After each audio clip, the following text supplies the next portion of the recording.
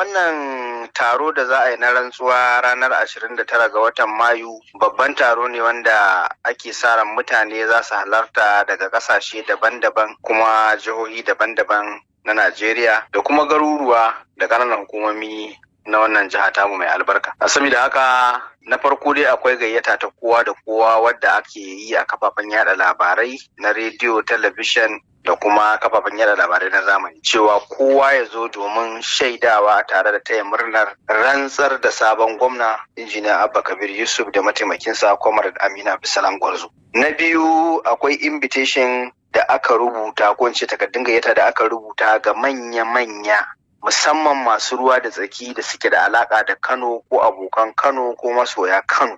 da wanda suke a wasu ƙasashe daban-daban wasu kuma a wasu jihohi da kuma 'yan Kano mazauna Kano da 'yan Kano waɗanda suke wasu ƙasashen ko suke wasu jihohin ko suke wasu garuruwa. Cikinsu har da mai martaba Muhammadu Sanusi na biyu